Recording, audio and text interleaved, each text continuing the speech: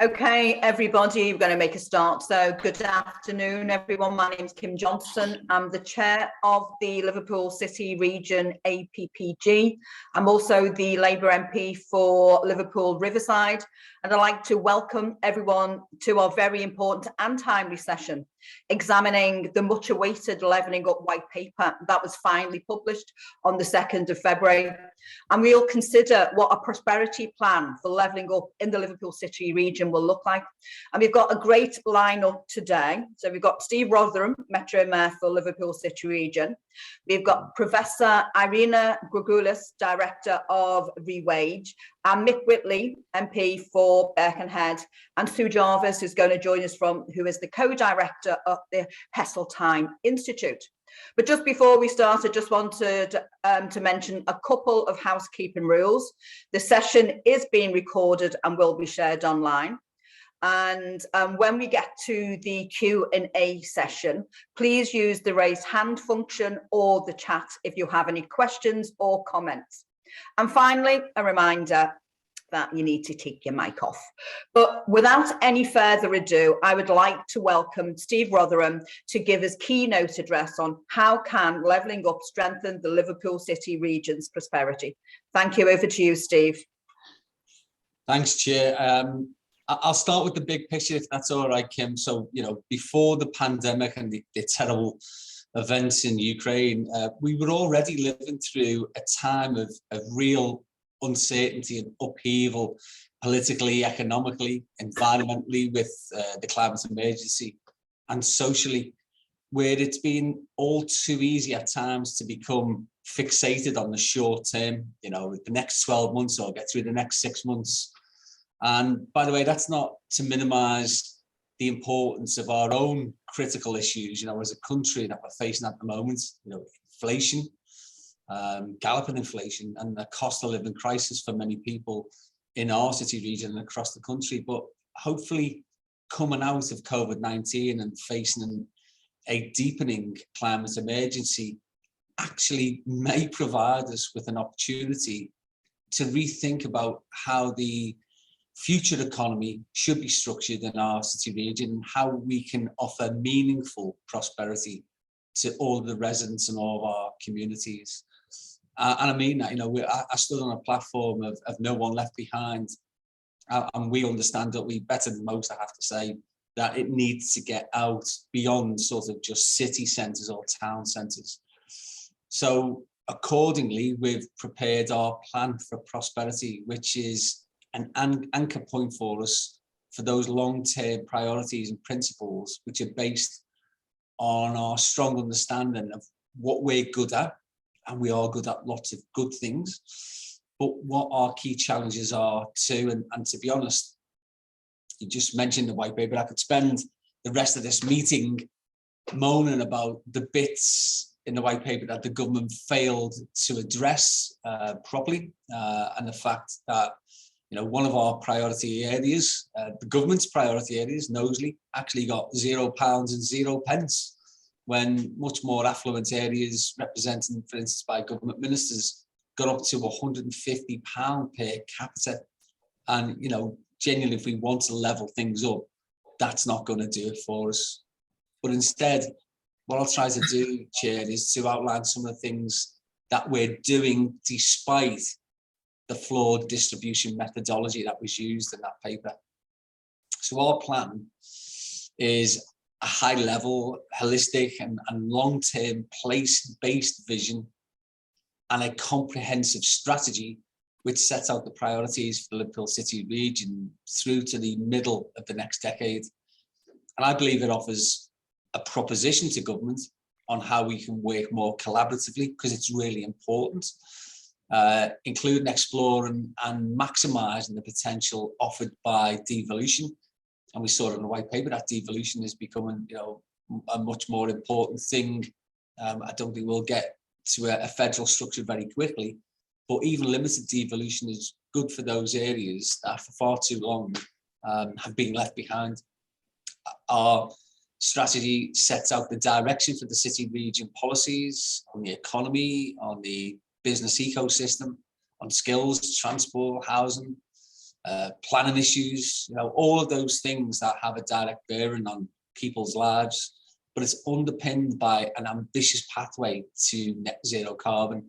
And again, Chair, you'll know we've set our ambitious target to be net zero carbon by 2040.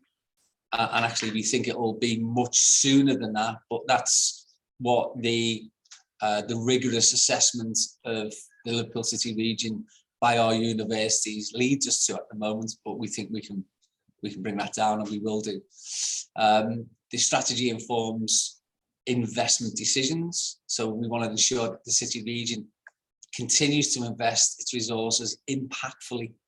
In other words, we want to get a bigger bang for our buck. The more we can demonstrate that we're doing more with the limited resources we get to central government, the more likely they are to give us some more of that funding, rather than take decisions in Whitehall and Westminster on our behalf. And it enables the city region to market itself more effectively to the wider world. Look, brand Liverpool, despite Cala and one or two other issues that we still have to contend with, our brand is still enormously beneficial to UK PLC. Globally, Liverpool is known and renowned for good things, and we need to exploit that more. So we want to demonstrate how we can provide a stable, consistent and confident investment environment for FDI coming hopefully in. And importantly, also the plan for prosperity sets out our definition of levelling up, which is not quite the same as the government's, but it's where no one and no place is left behind as we strive to develop that truly inclusive economy. So basically, Jay, we're putting ourselves on the front foot of the levelling up agenda, and we believe we need to and can proactively engage with governments through setting those priorities, and that government will be looking to institutions and bodies that it set up itself to try to genuinely look to level up some of those communities. And believe me, I want to be at the forefront of that. We need basically our fair share of funding from central government. So we're working in collaboration with all of our partners, the universities and everybody across the city region and beyond to support the delivery of the priorities that are set out in the plan. And that means that hopefully we can fully realise our shared vision for a fairer, stronger, cleaner and greener Liverpool City region. And at that, Chair, I'll leave it. Thank you. Thank you so much, Steve. I think you make some really valid points, particularly in respect to the levelling up and the funding allocated, or the lack of funding allocated to Knowsley, one of the third most deprived areas of the country, you know, and so I think that says an awful lot about the levelling up agenda. But you know, a really ambitious plan with a vision and a focus, you know, that I think that as a city region is achievable, particularly in what you say, in collaboration with all of these organisations that you mentioned. So thanks for that, Stephen. I'm sure there'll be lots of questions shortly after we finish with all the speakers. I would like now to introduce Professor Irena Grugulis, Director of ReWage. So over to you, Irena. Thank you very much, Kim. I'm just going to share my slides. And at the end of this, I'll also put in the chat a link to the ReWage website. Now, ReWage, a name we have obviously nicked from SAGE, is the Renewing Work Advisory Group of Experts. And we are a group of independent academics who formed to provide advice on work and employment, given the COVID crisis and the massive impact it has had on the labour markets, and also given Brexit. And I have to say, in my many years as an academic, I have never seen such a senior and more experienced group all together in one room. The joys of Zoom. Today, I'm going to talk specifically about a ReWage briefing note on levelling up. It's very short, it's very accessible. You can download it from the website. And we're talking specifically about putting employment in centre stage. This isn't what the government are doing. I was really pleased, Steve, to hear you talk about the things that are missing from the Levelling Up white paper, because to my mind, work is absolutely missing. Brief mention on page 159 and 160. And the assumption in the white paper throughout is if you do other things, high quality jobs will come. Well, my experience is that this is not the case. If you want high quality jobs, you have to specifically, explicitly focus on high quality jobs and get them in there. And they really are a key mechanism in levelling up. If you have good quality jobs, then if people have access to that, they can actually tackle inequalities themselves. There's hugely positive social consequences, there's very positive health consequences, and of course, with good pay and with job security, people will be contributing more to the tax system. So it is absolutely a win-win situation. It's not what we have at the moment. What we have at the moment is a crisis of participation. Right at the start of the pandemic, we all thought that there would be massive unemployment as a result. And that did happen in lockdown 1 because, of course, so many sectors were badly affected and put into lockdown. What we now have, as the economy reopens, as we start to feel the effects of Brexit, and as people actually withdraw from the labour market, is more people in employment, but fewer people seeking work. We have about 1 million fewer people seeking work and many jobs for them to fill. So one of the things we suggest in the paper is that we actually start looking at employment standards and management practices. There's plenty of evidence from earlier studies. Now, it may well be that the current crisis of participation is qualitatively different to those earlier, and we still need to investigate that. From previous studies, we know that if you improve working conditions, and most significantly, if you improve wages, more people will enter work. It really is that straightforward. If jobs are better, more people will want them. And that's something we crucially have to address as a country. We also need to take a very clear look at the metrics we are using. As those of you in government know far better than I, people will only work to things that are measured.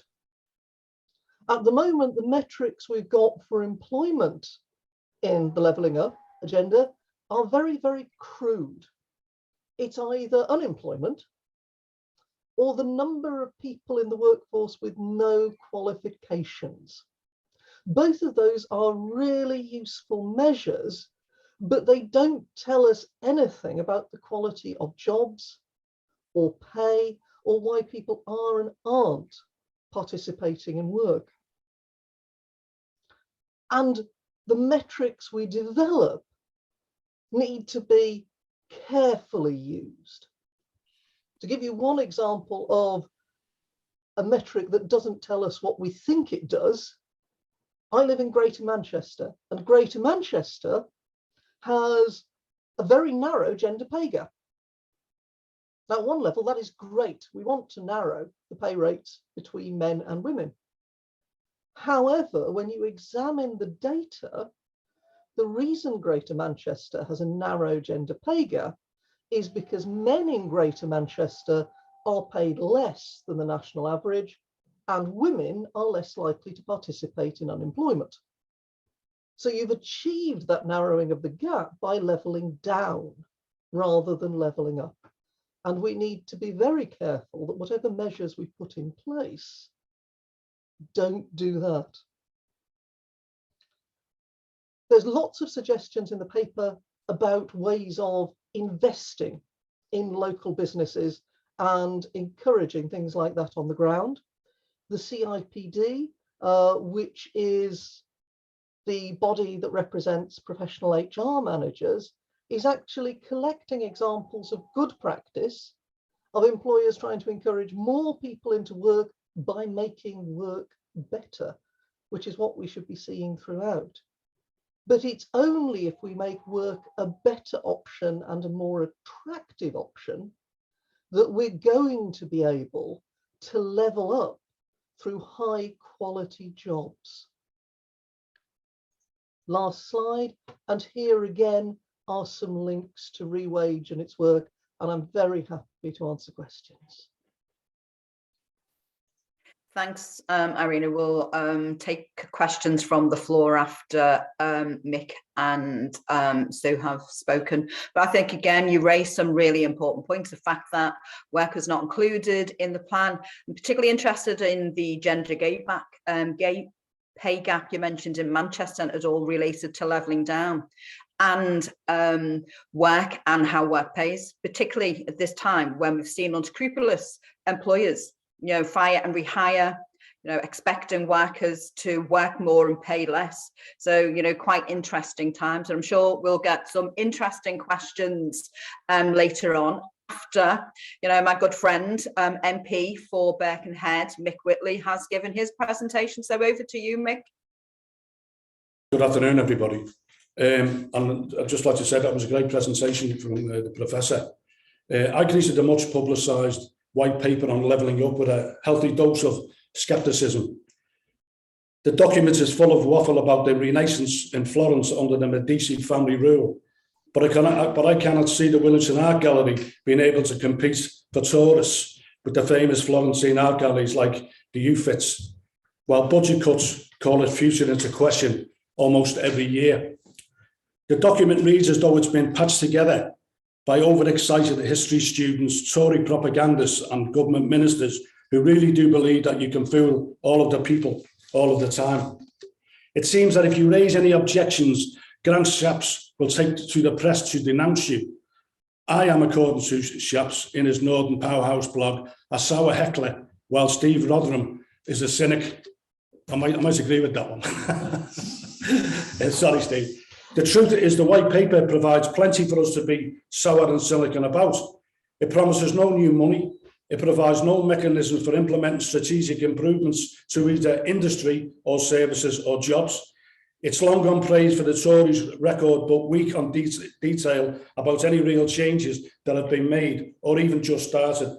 In a speech in Manchester in July 2019, the Prime Minister promised that towns like mine would be supported. He said, and I quote, "They'll also get help with that vital infrastructure from libraries and art centres to parks and youth services, the institutions that bring together people together and give places new energy and new life." Sounds great, sounds good.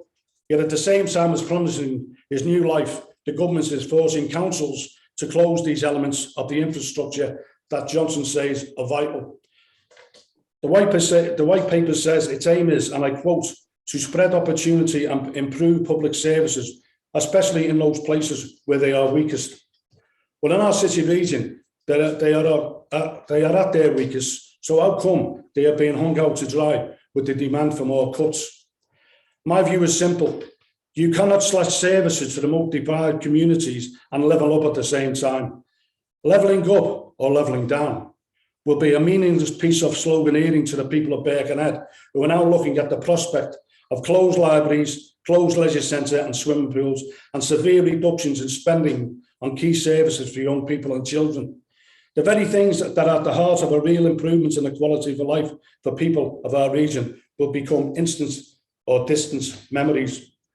The Hive, for example, which is a youth zone that provides fun, support, learning and hobbies to youth across Whittle, including those most vulnerable, is now having to contemplate which of these vital services it will have to cut and how many staff it will have to lose.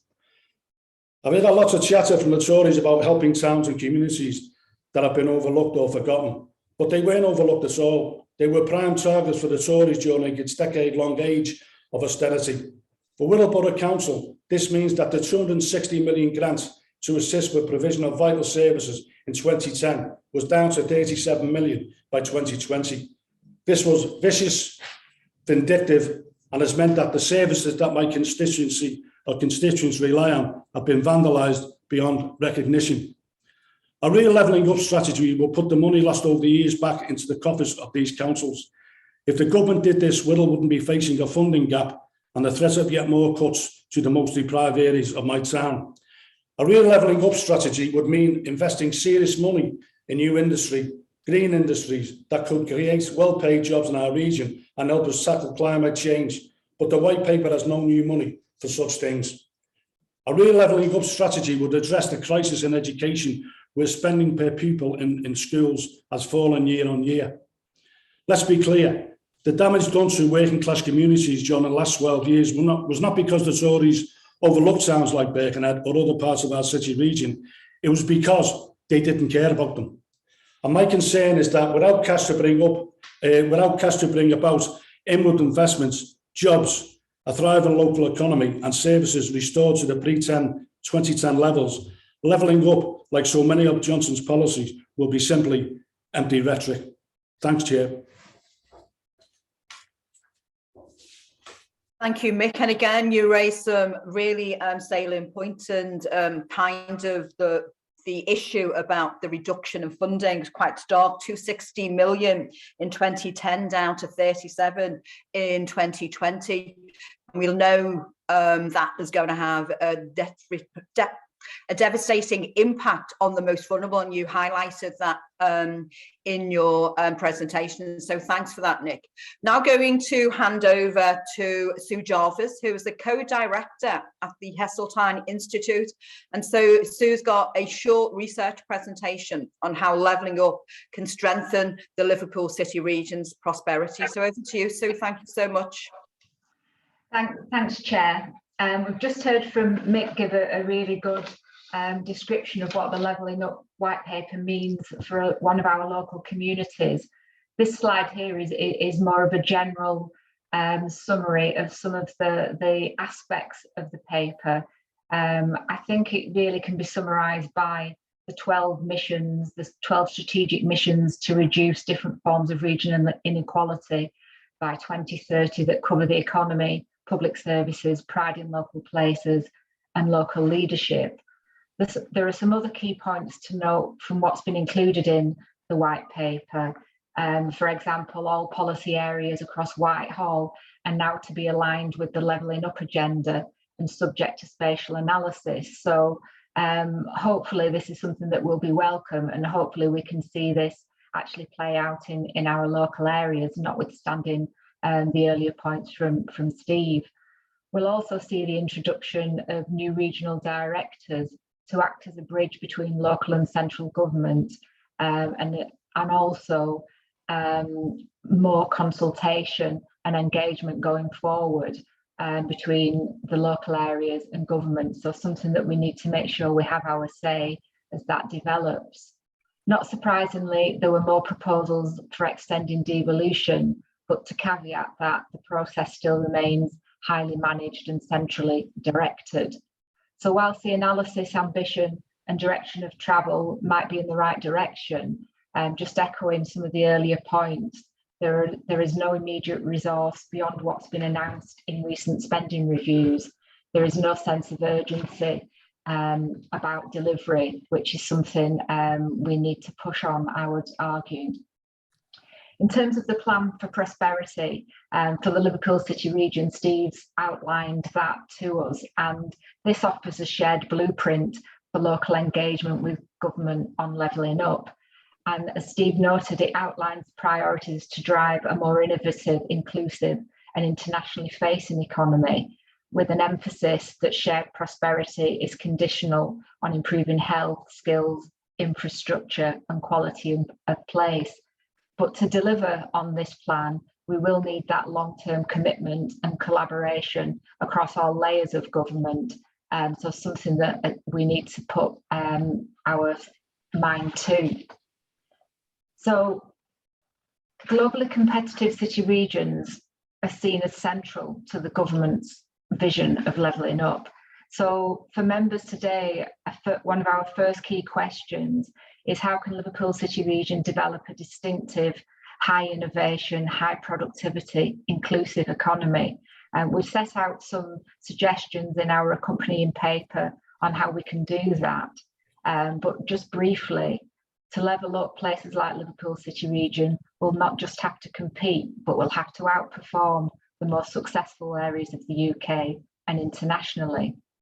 And the scale of this task must not be understated, given that many of our communities still bear the scars from deindustrialisation and face new economic challenges in response to the pandemic, but also the climate emergency.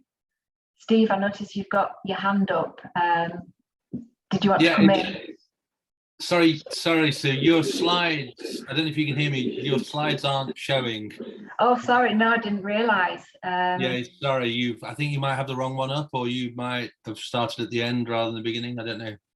Sorry, I just thought it would help other people because I know where it would mean they could follow what you're saying. But right, sorry, I thought they were on. Can you see them now? Yes.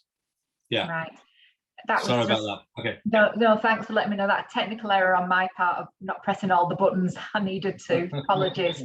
Right. What I was trying to just talk through there in terms of the rebalancing and renewing the economy is how can Liverpool City Region develop a distinctive high innovation, high productivity and inclusive economy. And the scale of the task for us in the Liverpool City Region mustn't be understated, given that many of our communities do bear the scars from deindustrialisation, and we've got the new economic challenges in response to the pandemic and the climate change agenda. So to level up in the Liverpool City Region, as our paper is set out, we must find ways to create, attract and maintain stable sources of value creation, new products, industries, trades and jobs that will help to close the productivity and employment gaps over the long term. And we've just heard Irena talk about the employability inequalities that need to be addressed. So the strategy offered in the white paper largely focused on growing the knowledge economy, but this is not without its risks. For example, knowledge activity can be vulnerable to disruption and devaluation. There's also an existing tendency for knowledge industries to be concentrated in particular geographic areas, which can be difficult for firms and places outside of those areas to challenge. Also, we know there can be little incentives for businesses to invest in innovation while labour remains cheap and flexible. And for the Liverpool City Region, 1 in 5 of our jobs currently are below the real living wage. So if we are to rebalance and renew the economy, as the Plan for Prosperity outlines, we do need to ensure we have sufficient support from across all parts of government to support our knowledge-based strengths, which I've set out on this slide. Equally, we need to make sure we can realise the opportunities we have in terms of net zero and maritime, but also tackle any of the challenges that our businesses have to decarbonise. Just try and move, so yeah, just move to the next slide, sorry about that. So in terms of strengthening the City Region's economic foundations, the Plan for Prosperity marks a shift in that policy emphasis following the pandemic, particularly in that prosperity is much more than growth, productivity and innovation. It's about the quality of life, the quality of place and widespread opportunity, as Steve outlined. So our second key question is, how can the City Region promote meaningful shared prosperity for all people and places? And the Levelling Up white paper recognised places that are caught in vicious cycles where entrenched challenges undermine local prosperity and lead to persistently poor economic and social outcomes. And in Liverpool City Region, we know we have vicious cycles associated with deprivation, low skills, low job densities and poor health that continue to hold people and places back. And both the Plan for Prosperity and the white paper recognise the urgency and necessity to address the root causes of these challenges not just the symptoms, by strengthening assets, infrastructures, and institutions that support people and places. But the devil is always in the detail with these things. We have some good suggestions in the plan for prosperity to build on our approaches to community wealth building, public service innovation, and physical regeneration. But to do this requires a significant reversal of austerity and a renewed conversation about how the UK creates taxes and redistributes wealth to promote shared national prosperity, so that more meaningful benefits are felt over the lifetime of communities. So Steve touched on devolution, and in many ways the government's appetite for levelling up offers an opportunity for the Liverpool City region to push for more devolution. The white paper set out a devolution framework with different layers of powers assigned to different types of institution. For us in Liverpool City region, we have many of the level 3 powers outlined on this slide, but there is room for expansion. So a key question in responding to the white paper that we need to consider is, are there additional or reformed powers that we would require for the Liverpool City region in order to deliver the plan for prosperity? And just finally on this slide, to try and draw together some of the how we get to that delivery stage, the evidence about what needs to be done to level up in the Liverpool City region and to deliver prosperity is well rehearsed in our area, and we've heard some of the key messages today.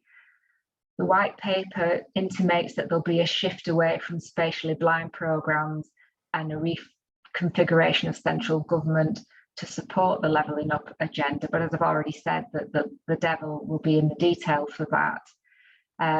We can only achieve levelling up if government departments work together across government and with local government and combined authorities to ensure that we have the tools and the resources to develop local economies and to establish and build on the foundations for prosperity. So what we've got here on this slide is an illustration of the 3 components and relationships that need to be addressed and work in concert if we are to truly level up local economies and establish the foundations for prosperity. So firstly, if we look at that national level, we need to ensure we provide the investment, and it provides the investment in infrastructure to build prosperity. So what are the asks we have of government? At a city region level, how will we use our devolved powers to focus on the strategic priorities we've identified? And thirdly, we need to ensure that we hook into the local delivery expertise to help shape our plans for prosperity. So all of these components need to be working together if we are to achieve the ambitions we've set out. So just drawing together some of the questions that were shared in the paper we drafted, and maybe to help prompt some of the discussion. A few thoughts here in terms of what does the levelling up white paper offer to the city region, and just following back on what I've just touched on, how can the city region develop that distinctive high innovation, high productivity, inclusive economy? But within that, how do we promote meaningful shared prosperity for all people and places? And as part of the tools to deliver on this, some thought needs to be given to what additional powers and resources we may need to achieve the plan for prosperity. So I'll leave it there, and apologies for not having the slides on at the beginning. Thank you very much, Sue. And I think it was really interesting the way you focused on the government's missions and the fact that, again, they have an ambitious target to meet those by 2030. And it'll be interesting to see how they're going to do that without the additional money that is definitely required, because everybody's mentioned that this is expected to be undertaken without additional funding. So thanks, Sue. We're now going to go to Q&A. So hopefully the Secretariat is going to help me in terms of identifying those participants on the call who have questions for our presenters this morning.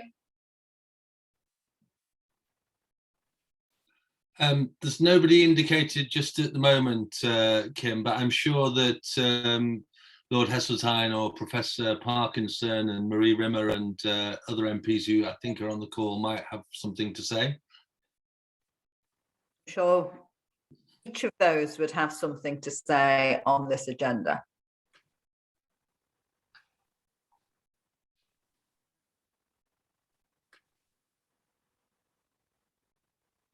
There's a message in the chat for you to read out there, Kim. Okay, let me go to the chat. Can you do us a favour, Lou? Can you read it out for me, please? Yeah, of course. Yeah. So from Matt Blakemore, so it says, in terms of reducing inequalities, have any impact assessments, so equalities, health inequalities, travel, digital, et al., been completed in order to inform these recommendations? Would anybody, one of the presenters, like to answer that question from Matt? I can share if that's okay. That'd be great. Thank you, Steve. Yeah, in regard to impact assessments, they're carried out on all of the policies that Liverpool City region have to go through the mechanics of providing. So we do that anyway, but we go far and above that. Actually, if you have a look, for instance, at when we developed the policy for our new trains, we went far beyond the statutory requirements to go out to consult. And you know, we spoke to people with neurodiversity issues and others because we wanted to design something that was as inclusive as it possibly could be. And just while I'm on that issue, because Mick said about Grant Shapps and him calling me a cynic. I don't think it is cynicism. I think it's skepticism, because we've been promised so much before and it's not being delivered. And I would say that on connectivity, I've been abundantly clear to government for 5 years, and I've said we will not accept a cheap and nasty solution to the connectivity issues that we need to be solved from the port of Liverpool through Liverpool city centre and then out to Manchester city centre via the airport. And actually what we were offered, the Department of Transport have now conceded that they need to go back and reassess what we have claimed all along and provided evidence of, and that is that our solution wouldn't work. It's cheap and nasty, and it would cause huge economic detriment to the Liverpool City region. So why would we want that to happen? So they'll do that. By the way, it's interesting that it was so, I think Sue Jarvis mentioned about levelling up and about policies having to now go through the levelling up assessment. The integrated rail plan, ergo the Northern Powerhouse rail proposals by the government, didn't actually go through the levelling up assessment. So it shows you, doesn't it, that it was flawed. We said it was flawed, and I'm not accepting that 5.1, which is the option for Liverpool, is the solution to our transport issues, especially getting freight onto rail and providing the additional capacity for that to happen. So that's why I think me and the Secretary of State for Transport are not seeing eye to eye, and that's because Scousers can't be kidded. Thank you for answering that question for Matt. Thank you, Steve. I've got a question from Margaret Greenwood. Over to you, Margaret.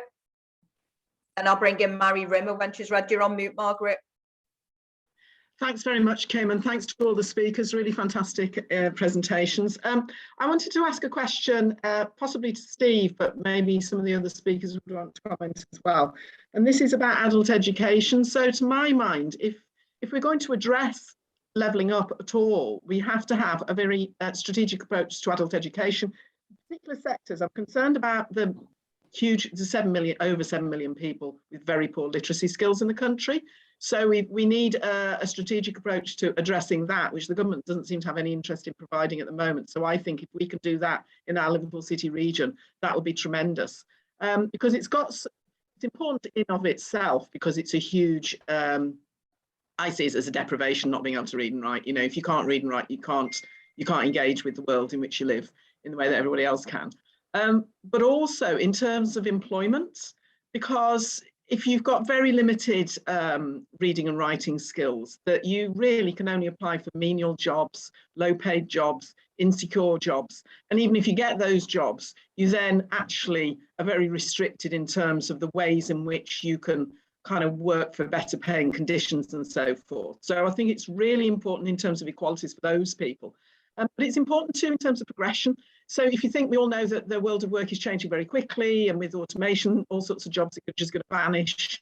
And so people need to be able to retrain and be educated at every stage in life. So we've just got the skills bill, which I spoke on earlier in Parliament this week. And to me, it's not just about training, it's about education as well.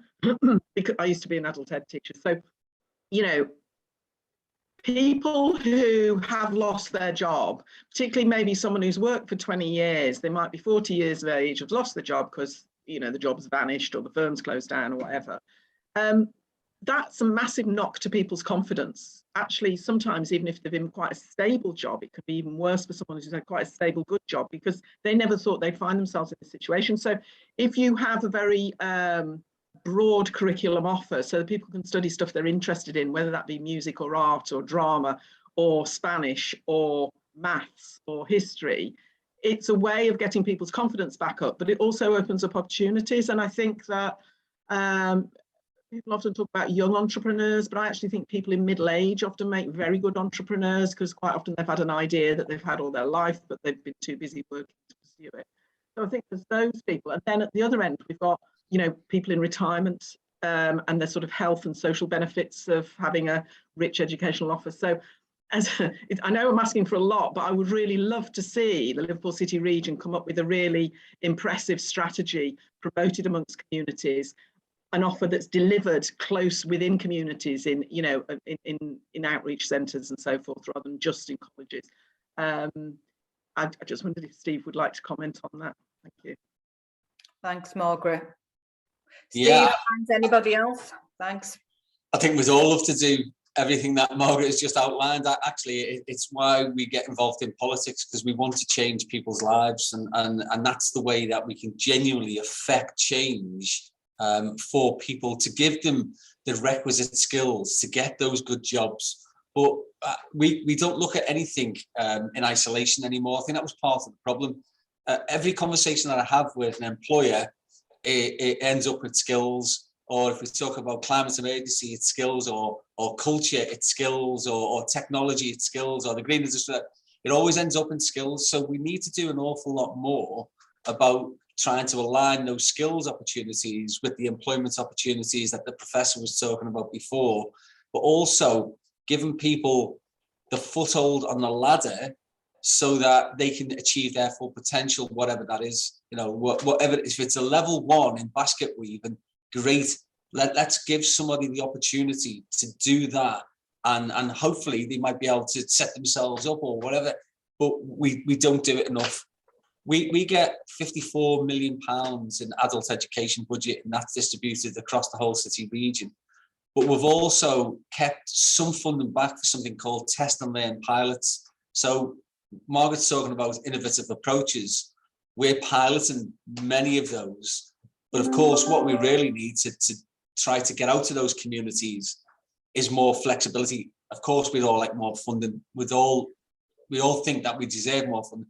And actually we do, but we'd love to get out to those community organisations at a really, really granular level to engage with those as well, because they'll pick people up that the system currently doesn't. So yeah, if we could do it, we'd need a slightly larger pot of money, because the ones who are doing stuff at the moment, you can imagine, wouldn't accept a reduction in theirs so that we can do more elsewhere.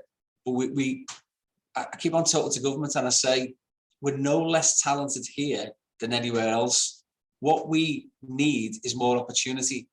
So Margaret, what we're trying to do is to attract more inward investment, because we believe if we get good companies, we've got the Good Business Festival coming up, good companies paying the real living wage, recognising trade unions, and all them sorts of things that we should think should be taken for granted. If we can get them in, that's good jobs, that's good pay, and that means good apprenticeships and all that sort of stuff. So we started, and actually started to work in our favour rather than the race to the bottom that in many other areas. And honestly, we're pulling all of the different policy areas together, and that's why I think this strategy now really starts to address the fundamental problems that we've had for, say, 60 years.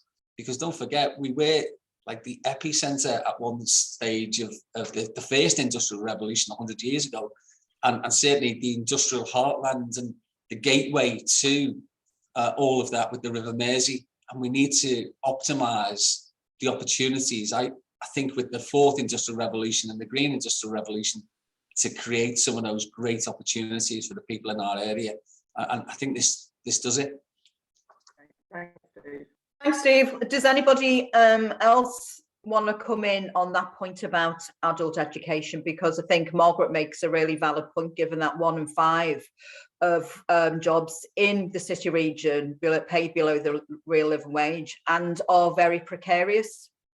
I'd love to, Kim, if that's possible. Go on, Irena. Yes, please. Thank you very much. My specialist area is skills, and Margaret, you've hit the nail absolutely on the head. We need to look not only at skills, but at jobs. I could moan about 25% funding is stripped from FE, but I won't. What I would say is that certainly over the last 20, 30 years, we have had a massive increase in people's skills. School leaving age has been pushed up. We've got nearly 50% of the age cohort in university, which is great. Jobs have not shifted at the same rate. And initiatives on skills tend to look disproportionately at supply because it's easy. And I can see why they do it, because it's the easiest bit to control. We also need to look at demand, because I think we've got two problems. We've got people who are highly educated, whose skills are underused by narrow and badly paid jobs. And we have got people who are disenfranchised by the current skills and education system we've got. And there is plenty of evidence, including the latest DFE paper, that skills are like a hospital for the healthy. The more you have and the better acquainted with the system you are, the more likely you are to get more and to get better skills. If you leave school with very few qualifications, if you don't go to college, if you don't go to university, you're very likely to carry on having very few qualifications.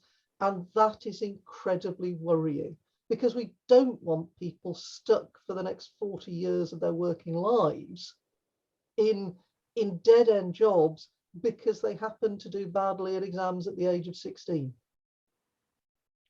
Thank you very much, Irena. The next person to ask a question is Phil McCabe. Over to you, Phil.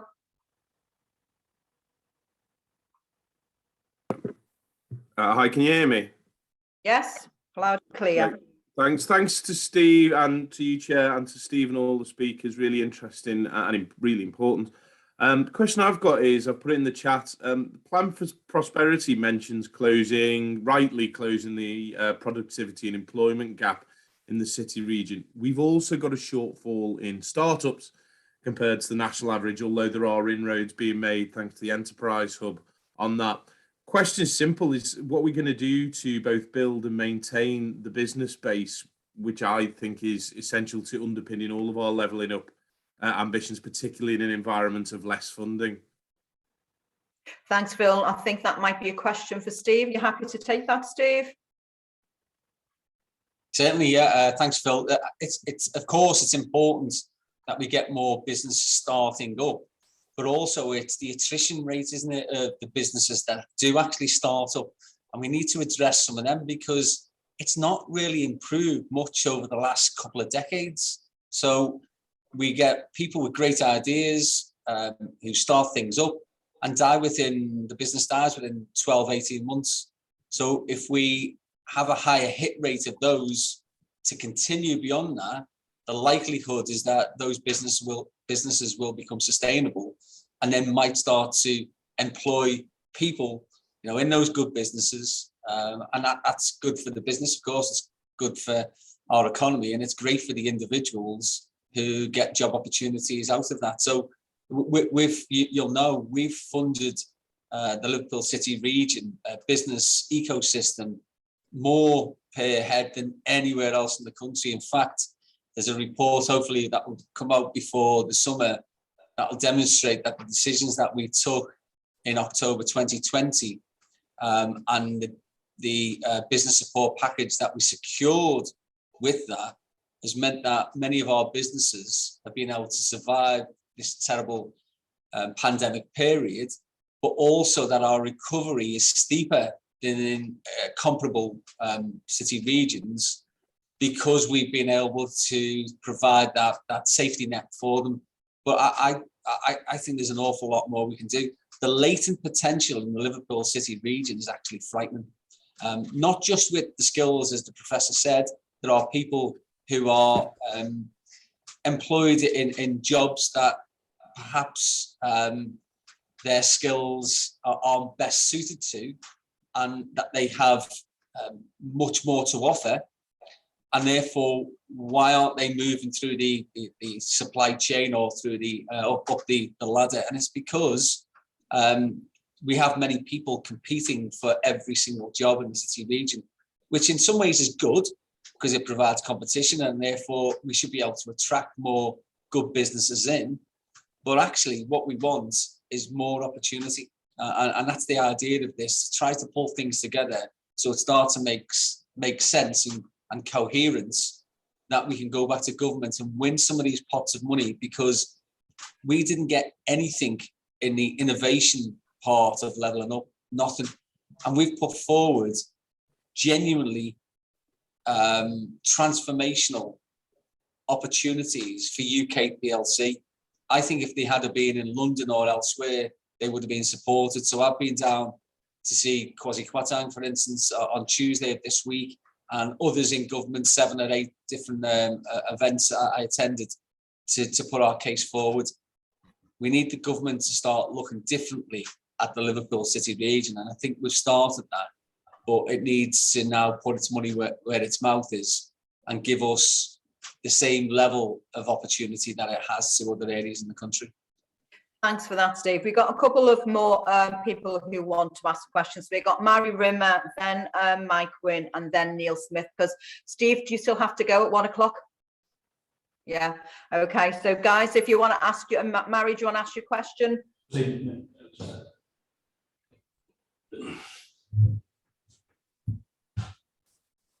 I'm sorry, Kim, I haven't got a question. I was letting you know I couldn't get in at the time.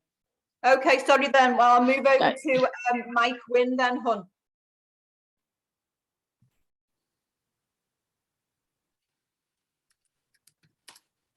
Is Mike still here? Yeah.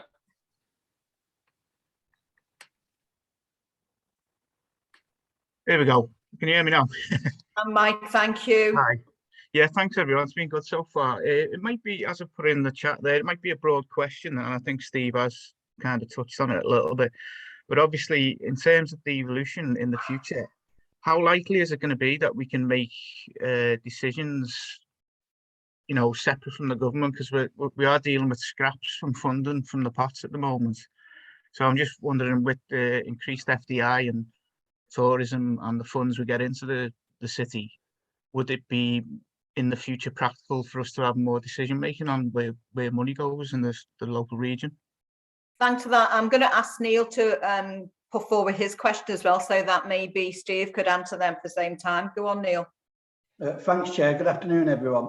It's a similar question to what Mike and Philip said, really. First of all, I think a great job's been done by Steve and the team as regards Liverpool City region. But what we can't forget, and Mick touched on it, is that the funding from this government isn't getting any better. In fact, it's getting worse. And it was a strategic plan of austerity that they're following through, shall I say, especially with Greater Manchester and Liverpool City region.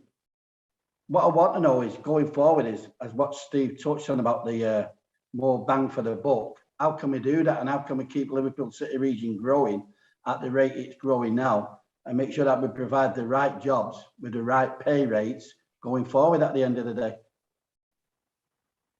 Thanks. Steve, would you like to respond to Mike and Neil?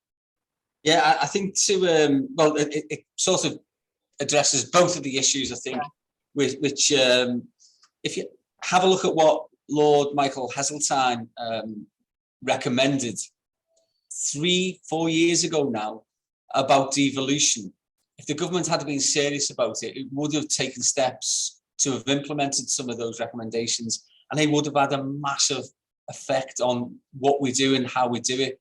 And Neil's right in regard to the scraps that we get from central government, but the most frustrating part is that we have to bid in for everything. So in the federal structure in Germany, for instance, I had the German ambassador in here, and I was explaining what we have to do. And without putting him into an invidious position, he couldn't help but laugh. And it was because he thought it was absurd. In Germany, through their structure, they get chunks of money. They got a single pot, and then that single pot has to be spent and accounted for. Of course it does. But it's the flexibility is with the local authorities in that area to decide on how they best spend that money. And we've been saying for ages that a single pot for ourselves, instead of this beauty contest of having to put business cases in for everything, which sucks up resource from the city region, and it means that our capacity to actually deliver it is somewhat inhibited. We believe that a single pot might be the best route. So, Neil, that's the way we can do it. But we don't just wait for national government to do these things for us. The whole idea of devolution is that we can do things differently and better. So Neil knows, because he's part of what we did with the Fair Employment Charter. We're going to say, if you want some of our money through our investment portfolio, then you have to do certain things. We would expect that you would be a good employer. Why would we give money to a bad employer to then not recognise trade unions, or not to employ underrepresented groups, or not to use local supply chains, or not to pay the real living wage, or whatever it is? So why would we do that? We don't. So all of our policies are now aligning around the real, genuine, inclusive growth agenda. We've got social value built into everything that we're doing. And I think you're starting to see the fruits of that, because we are starting to attract some good businesses. But I'd say to everyone, if you get the opportunity, please try to attend the Good Business Festival, and you'll see what it is that we're doing differently to other areas. Often people say, well, what's the difference between what you're doing and what somebody else is doing? Have a look at our approach to the West Midlands, for instance. Have a look at what we're doing on transport today with, hopefully a recommendation to franchise our buses that will be accepted on the 4th of March, bringing our buses back into public control, paying for ourselves and buying our own rolling stock, brand new trains. All of these things, I think, differentiate the way you can do things. If only we had that single pot, we could go much, much further, believe me. Steve, I know that you're going to go shortly, but Mick Whitley had a quick question. Thanks, Mick. Can you hear me? Yeah. Yes. Yeah, I mean, it wasn't so much a question as an observation. And I know, like, Steve and his team are doing a great job in the Liverpool City region. But some of the stuff that he was coming out with, for example, inward investments, I think we must try and get more inward investments into Merseyside. I mean, it was deeply disappointed, but for Merseyside, when the wind turbine manufacturer chose Teesside, I thought we could have got that. But there again, it's one about business case scenarios, which it's not our fault, but we could fall down on and things like that. But I think we also should be looking at, the length of the supply chain. The supply chain, in my view, was too long, from China and India, etc., bringing, goods into the UK and bring component parts into the UK, when we could do that here, which cuts out, I mean, the amount of money now that you're paying for a container has gone up about sixfold. You know, you're paying a lot of money to bring ships, you know, containers on the ship used to cost you maybe £5,000 one time. You're talking about £20,000, a container, £25,000. We've got a problem with chip supply for cars. You know, second-hand cars are booming. You know, the price of second-hand cars is going through the roof because they can't get the chips to make new cars or make the volume of new cars. Now, I wrote to Lord Grimstone, you know, who's the Tsar for, you know, for Bays.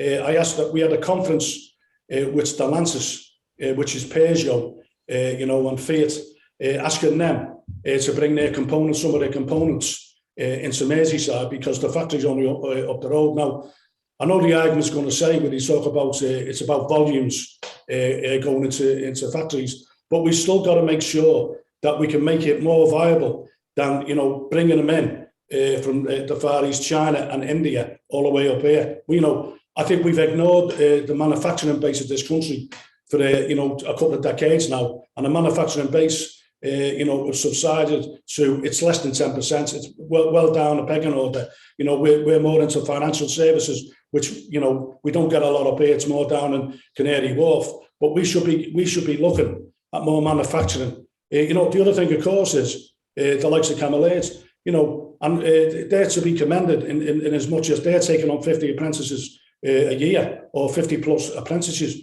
which is good. But obviously, we've got to have the jobs. You know, when they come out of their time, we've got to have them jobs. We've got to have the, you know, the shipping orders, the manufacturing orders, like the defence, like, you know, the fleet supply ships and things like that. We should be getting one of them, you know, in Camelates, which would benefit the whole of Merseyside. So what I'm saying is, you know, whilst, you know, I understand what Steve's saying, but I do agree with him. We need lots more inward investments, and we need to go to the proper agencies, you know, in government to try and, you know, obviously badger them to get that work into the Liverpool City region. I'm not talking about Merseyside, you know, I apologise for that. I mean, the Liverpool City region, we want to get as much work as we can. If you look at the likes of the money that's going into Seaside, it's unbelievable. It's absolutely unbelievable. I understand the reason why, I understand the politics of it, you know, but we should be looking to get that work or some of that work down into the Liverpool City region. Thanks, Mick. I think Steve. Oh no, Steve, you're still here. Can you answer? I know that was a very long-winded question from our Mick, but a really important point he raises about manufacturing in the area. And I'll bring in other presenters after they want to come in on those points. Thanks, Steve. Kim, we're genuinely trying to do that. Mick's absolutely right, by the way, about supply chains. Why can't we do more things here instead of having to import all the time? So despite my reservations about free ports, we are investigating still the possibility of free port status. And if we get that right, which I think we can do, by the way, we can overcome some of the potential pitfalls that free port status can bring. But if we get that over the line, and I do know that we've got Mick and we've got two MPs actually who are going to represent us on the board of the free port status. You might know one of them, Kim. But so I think that might help us really to do some of the things that Mick is talking about, because we wouldn't have to constantly send stuff out, import it back, send it back out and export. We could do things on the free port site, and that might actually attract some of those really good jobs. It's not a race to the bottom, by the way, because we will never countenance something like that. But if we get it right, it could be really, really innovative for the city region. Thanks very much, Steve. Thanks for staying for a little bit longer. Don't know whether Irena or Sue wants to come in on any of those points. No. Okay, then. I've got a question written in the chat from Nishita, and she says, with stark differences in health outcomes across the UK, what power does Liverpool City region have in widening access to healthcare and quality of health services, and what additional powers and resources are required?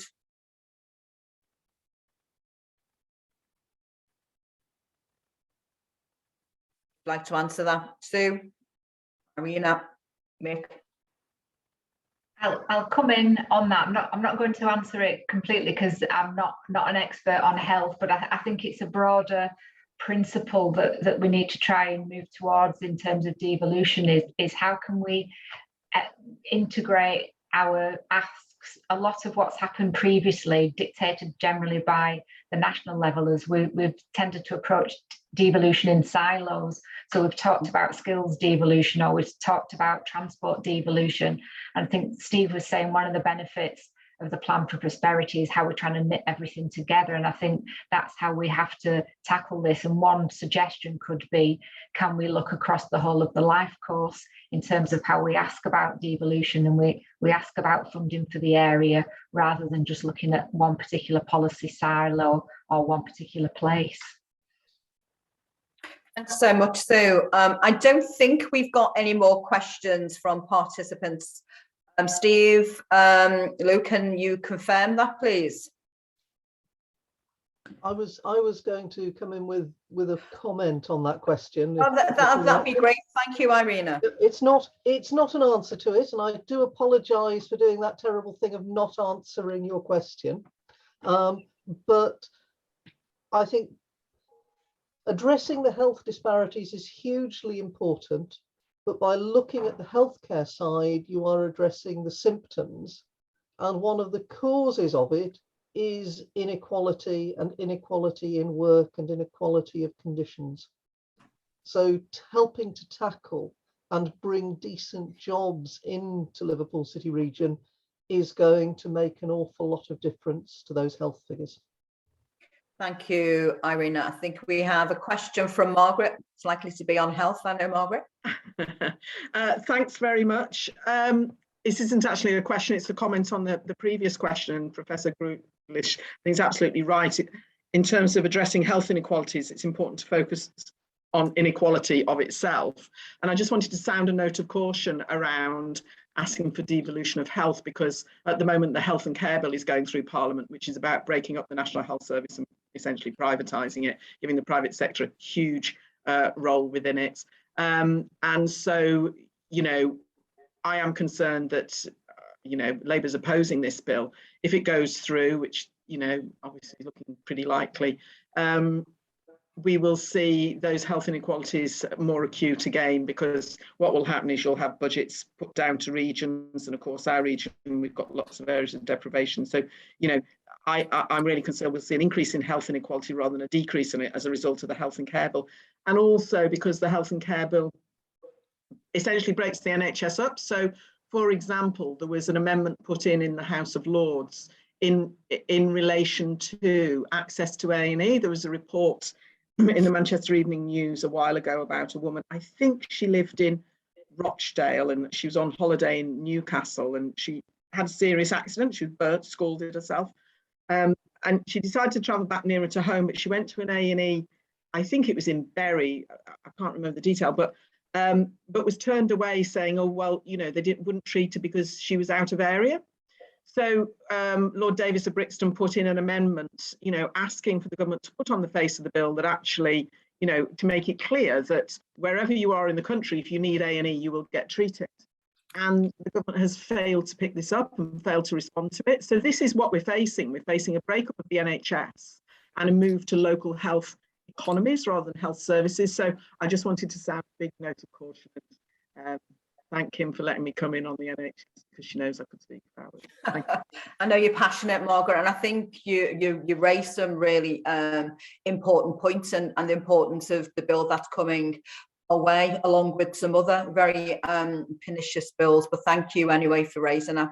But I just wanted to bring the session to a conclusion, and I'd just like to thank all of our speakers. So Steve, Irena, Mick and Sue for their contributions. I think has given us an awful lot to think about.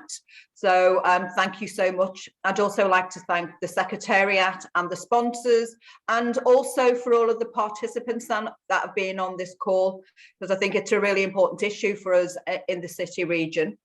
I'd like to remind you that the next meeting will be on the 26th of April. It will be an in-person meeting, and it's planned to be in Parliament. So it'll be lovely, and I look forward to seeing everybody in there in person. And the theme of the meeting will focus on innovation, research and development in the Liverpool City region. But also to let you know, there's an event taking place. It's a Greater Manchester Westminster group are hosting an East-West Connectivity Summit on transport on the 9th of March, to which the LCA APP's network is invited. And if you want any more information, please contact the Secretariat, and I'm sure Steve and Louis will give you all of the details. So thank you everybody for participating, and I look forward to seeing you all again on the 26th of April. So have a fabulous weekend. And thank you, Kim. You're very welcome, Steve. Thanks, guys. Take care. Bye now.